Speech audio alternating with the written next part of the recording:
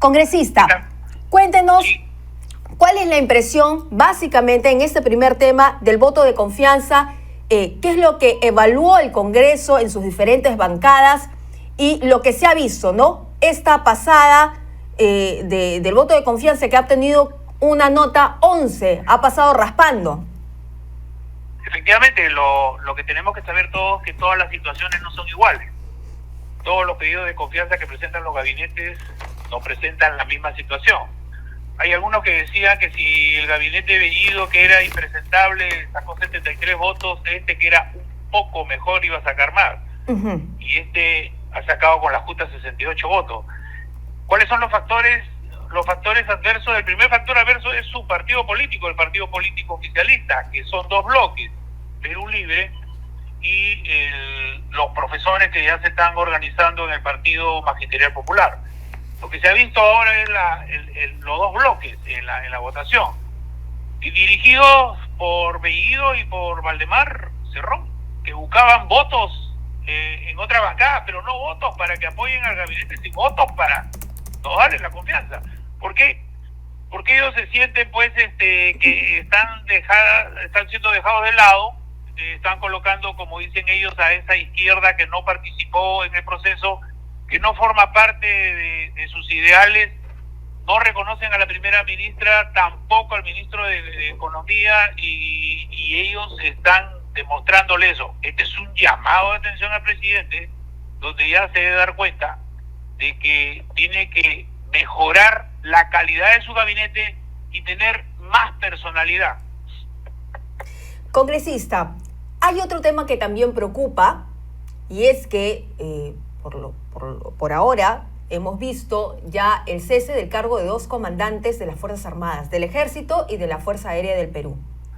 Y ahora se ha conocido que el ministro de Defensa, Walter Ayala, no va a acudir a este llamado a la Comisión de Defensa en el Congreso, donde se le pedía su asistencia para que explique las razones de por qué se cesaron a estos 2 comandantes.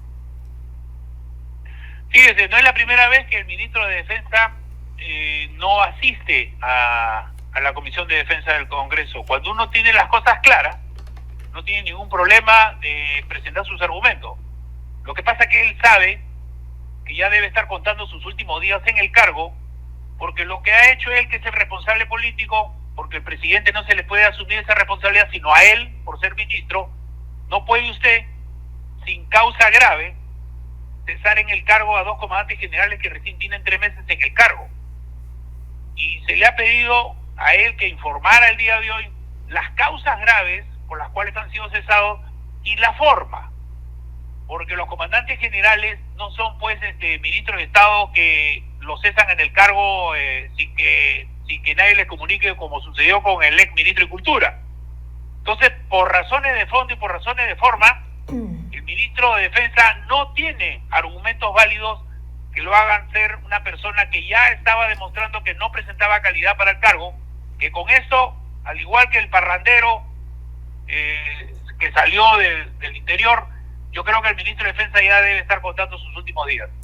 Tenemos una información, Fuentes de Perú 21 ha podido tener acceso a una información donde que al menos el cese del comandante del Ejército se dio por una recomendación del asesor militar del presidente Pedro Castillo, llamado Ciro Bocanegra, que estaría buscando el ascenso. ¿Qué le parece esta información de ser real? ¿En qué se estaría incurriendo? De ser real sería muy grave para el presidente de la República. El presidente de la República es el jefe supremo de las Fuerzas Armadas. Las Fuerzas Armadas dependen de él directamente en su calidad de jefe supremo. La pregunta es, si todos los ascensos han sido normales porque los ha firmado el ministro de Defensa y el mismo presidente, ¿qué cosas se le cuestiona al comandante general? Eso es lo que tiene que responder el ministro de Defensa. Pongámoslos en calidad de suposición, que sería grave. Eso lo tiene que aclarar el ministro de Defensa. Ahora, el ministro de Defensa tiene que darse cuenta que hoy en día no se puede ocultar nada. La verdad siempre se conoce. Así que yo creo que ese es el miedo que él tiene de presentarse el día de hoy, y estará buscando la forma cómo justificar algo que él sabe que no tiene ninguna justificación. Ahora, ¿qué se conoce de este señor Ciro Bocanegra, que es el asesor del presidente Pedro Castillo, el asesor militar? Fíjense, sería bien raro que haya un oficial del grado de coronel como asesor militar del presidente, que el asesor militar de un presidente es para temas de seguridad nacional, defensa nacional, no para el tema de un instituto en particular, porque para eso están los comandantes generales. Entonces, también se le iba a preguntar sobre el nombramiento y a qué cargo establecido Palacio responde.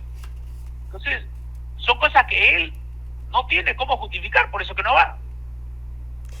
¿Qué van a hacer entonces desde el Congreso de la República? ¿Qué recomendaría la Comisión de Defensa para poder actuar específicamente sobre este tema? Porque si ya están empezando entonces a cesar en los cargos a los comandantes de las Fuerzas Armadas, porque no son afines, digamos, al pensamiento del presidente Castillo, que es el jefe supremo, y se deja llevar, si fuera real esta información, si fuera si fuera oficializada esta información en algún momento, se dejaría llevar por un asesor militar para cesar en el cargo entonces a quienes les parezca, porque simplemente se está buscando un ascenso. Fíjese, aquí lo que hay que tener en cuenta es que este es un hecho muy grave, por eso se le va a reprogramar la presentación al ministro, y el presidente por eso tiene tanta preocupación porque se cambie de permanente incapacidad moral a permanente incapacidad mental.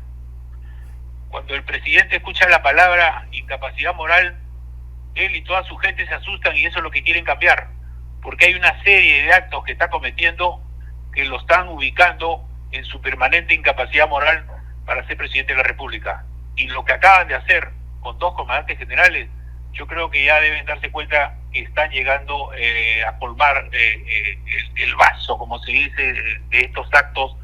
Lo que generan es inestabilidad, lo que generan es afectar la institucionalidad de las Fuerzas Armadas, que se están dedicando no solamente a sus tareas principales, sino a apoyar desde hace años todo lo que significa la pandemia y los desastres naturales. Yo creo que si el presidente no se ha dado cuenta de la magnitud del grave error que ha cometido junto con el ministro de Defensa, yo creo que debe darse cuenta de que ya más lejos no puede llegar. ¿Y si el ministro Ayala se sigue resistiendo a presentarse en la Comisión de Defensa? Fíjese, los congresistas tenemos lo que viene a continuación, que es la interpelación y posiblemente la censura. Muy bien, congresista. Entonces, contundente lo que me acaba de decir, vamos a estar vigilantes a cuáles son las explicaciones que dé el presidente de la República, porque hasta ahora no ha vuelto a hablar con la prensa, no responde las preguntas, deja a su Consejo de Ministros que lo haga. Sin embargo, el panorama no está claro y lo que hay es más dudas que certezas. Muchísimas gracias, congresista. A usted las gracias. Buenas tardes. Buenas tardes.